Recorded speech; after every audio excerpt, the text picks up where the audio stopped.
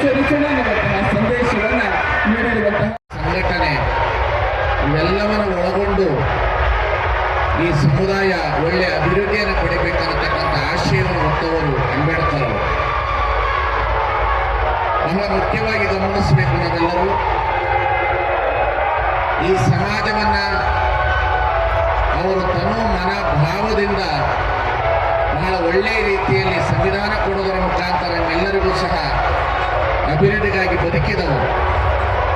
ಈ ದಿಶೆಯಲ್ಲಿ ಈ ದೇಶದೊಳಗಡೆ ನಾವು ಬಹುತ್ವದ ಭಾರತವನ್ನು ಕಟ್ಟಿಕೊಂಡು ಅಂಬೇಡ್ಕರ್ ಸಂವಿಧಾನದ ಮೇಲೆ ಈ ರಾಷ್ಟ್ರವನ್ನು ನಡೆಸುವುದು ನಮ್ಮೆಲ್ಲರ ಆದ್ಯ ಕರ್ತವ್ಯ ಅನ್ನತಕ್ಕಂಥದ್ದನ್ನು ನಾವು ಅರ್ಥ ಮಾಡಿಕೊಳ್ಳಬೇಕು. ಹಾಗಾಗಿ ಅಂಬೇಡ್ಕರ್ ಅವರ ಜೀವನ ಮತ್ತು ಸಾಧನೆ ಬಹಳ ಅಪರೂಪವಾದುದು.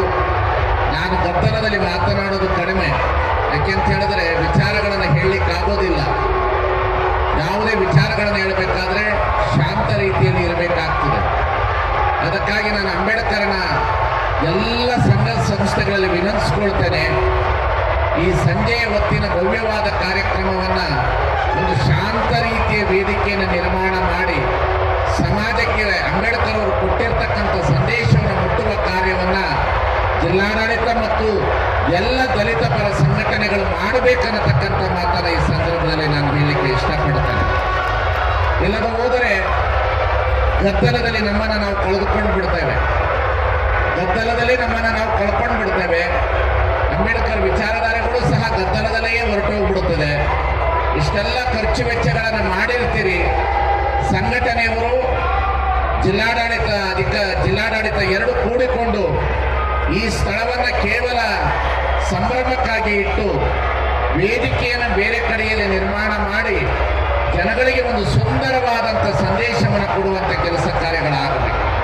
ಇಲ್ಲದೆ ಹೋದರೆ ಕೇವಲ ಶಬ್ದಗಳ ಮುಖಾಂತರವೇ ನಮ್ಮ ಜೀವನ ಹಾದು ಹೋಗ್ತಕ್ಕಂಥ ದಿನಮಾನ ಕಾಲದಲ್ಲಿ ಇವತ್ತು ಅಂಬೇಡ್ಕರ್ ಅವರ ಬದುಕು ಬರಹಗಳು ಮತ್ತು ಅವರು ಕೊಟ್ಟಿರ್ತಕ್ಕಂಥ ಎಲ್ಲ ಚಿಂತನೆಗಳು ಈ ಸಮಾಜದಲ್ಲಿ ಉಳಿಬೇಕಿತ್ತು ಅಂದರೆ ನಾವು ಮೊದಲು ಶಿಕ್ಷಣವನ್ನು ಪಡಿಬೇಕು, ಸಂಸ್ಕಾರವನ್ನು ಪಡಿಬೇಕು.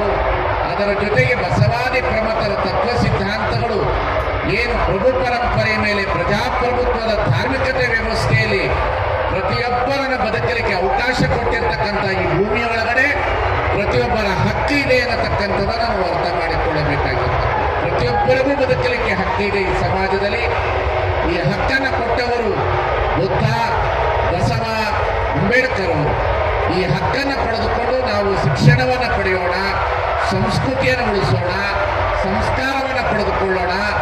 ಅದರ ಜೊತೆಗೆ ನಮ್ಮ ಮಕ್ಕಳಿಗೆ ಒಳ್ಳೆಯ ಶಿಕ್ಷಣವನ್ನು ಕೊಡುವುದರೊಂದಿಗೆ ಅವರ ಭವಿಷ್ಯವನ್ನು ಕಟ್ಟುವಂಥ ದಾರಿಯಲ್ಲಿ ನಾವು ಸಾಗಬೇಕಾದುದು ನಮ್ಮೆಲ್ಲರ ಕರ್ತವ್ಯ ಇದೆ. ಇಲ್ಲದೆ ಹೋದರೆ ಕೇವಲ ಎಲ್ಲೋ ಒಂದು ಕಡೆಯಲ್ಲಿ ನಾವುಗಳು ಒಂದು ದಿನದ ಸಂಭ್ರಮದೊಂದಿಗೆ ಅಂಬೇಡ್ಕರ್ ಅವರನ್ನ ಮರಿಬಾರದು. ಅವರ ಇಡೀ ಬದುಕಿನ ಸಮಗ್ರ ಭಾಷಣಗಳ ಪುಸ್ತಕಗಳನ್ನು ಓದಬೇಕು. ಅವರ ಇಡೀ ಜೀವನ ಚರಿತ್ರೆಯನ್ನು ನಮ್ಮ ಜೀವನದಲ್ಲಿ ಅಳವಡಿಸಿಕೊಳ್ಳಬೇಕು. ಅಂಬೇಡ್ಕರ್ ಅವರ ಸಂವಿಧಾನವನ್ನು ಶಾಲಾ ಕಾಲೇಜುಗಳಲ್ಲಿ ಪ್ರತಿದಿನ ನಮ್ಮ ಶಾಲಾ ಕಾಲೇಜುಗಳಲ್ಲಿ ಈ ಸಂವಿಧಾನದ ಪೀಠಿಕೆಯನ್ನು ಶಪಥ ಮಾಡುವುದರ ಮುಖಾಂತರ ರಾಷ್ಟ್ರಗೀತೆಯೊಂದಿಗೆ ಇದನ್ನು ಪ್ರಾರಂಭಿಸುವಂಥ ಕಾರ್ಯಕ್ರಮಗಳು ಶಾಲಾ ಕಾಲೇಜುಗಳಲ್ಲಿ ಆಗಬೇಕಾಗಿದೆ ಅನ್ನತಕ್ಕಂಥದ್ದನ್ನು ನಾವು ಕಾಣಬೇಕಾಗಿರ್ತಕ್ಕಂಥ ಈ ದಿಶೆಯಲ್ಲಿ ಈ ಒಂದು ಸರ್ಕಾರ ಅನೇಕ ರೀತಿಯ ಯೋಜನೆಗಳನ್ನು ಹೇಳಿದ್ದಾರೆ. ಸುಮಾರು ಸಚಿವರು ಮಾತನಾಡುವಾಗ 20 ಕೋಟಿ ರೂಪಾಯಿದು ಒಂದು ಯೋಜನೆಯನ್ನು ಇಲ್ಲಿಗೆ ತಂದಿದ್ದಾರೆ. ಆ ಯೋಜನೆಯಲ್ಲಿ ಇಡೀ ಅಂಬೇಡ್ಕರ್ ಅವರ ಸಮಗ್ರವಾದಂಥ ಸಾಹಿತ್ಯ ಬರವಣಿಗೆ ಎಲ್ಲವೂ ಹೊರಗಡೆ ಬರಲಿ ಅನ್ನತಕ್ಕಂಥ ಮಾತನ್ನು ಹೇಳಿ ನಾವೆಲ್ಲರೂ ಸಹ ಈ ಸಮಾಜದಲ್ಲಿ ಕೂಡಿ ಬದುಕೋಣ, ಬಾಳೋಣ. ಕೂಡಿ ಬದುಕಿ ಬಾಳಬೇಕು ಅಂದರೆ ಅಂಬೇಡ್ಕರ್ ಅವರು ಕೊಟ್ಟಿರುವ ಸಂವಿಧಾನದಿಂದಲೇ ಬದುಕಬೇಕು ಅನ್ನತಕ್ಕಂಥದ್ದು ಈ ರಾಷ್ಟ್ರದಲ್ಲಿ ನಾವು ಕಾಣಬೇಕನ್ನತಕ್ಕಂಥ ಮಾತಿನೊಂದಿಗೆ ತಮ್ಮೆಲ್ಲರಿಗೂ ಸಹ ಈ 135ನೆಯ ಜಯಂತ್ಯೋತ್ಸವದ ಶುಭಾಶಯಗಳನ್ನು ಹಾರೈಸಿ ನೀವಿಟ್ಟಿರುವ ಪ್ರೀತಿಗೆ ಯಾವತ್ತೂ ಸದಾ ಚಿರಋಣಿಯಾಗಿ ನಿಮ್ಮ ಜೊತೆಯಲ್ಲಿ ಇರ್ತೇವೆ ಅನ್ನತಕ್ಕಂಥ ಮಾತನ್ನು ಹೇಳ್ತಾ ಈ ಕಾರ್ಯಕ್ರಮಕ್ಕೆ ಕರೆಸಿರ್ತಕ್ಕಂಥ ಎಲ್ಲ ದಲಿತ ಪರ ಸಂಘಟನೆಗಳಿಗೂ ಹಾಗೂ ಜಿಲ್ಲಾಡಳಿತಗಾರರಿಗೂ ತಮ್ಮೆಲ್ಲರಿಗೂ ಮತ್ತೊಮ್ಮೆ ಭಕ್ತಿ ಶರಣಾರ್ಥಿಗಳನ್ನು ಸಲ್ಲಿಸಿ ತಮ್ಮೆಲ್ಲರಿಗೂ ದೇವರು ಒಳ್ಳೆಯದು ಮಾಡಲಿ ಅಂತಕ್ಕಂಥ ಮಾತೇಳಿ ನನ್ನ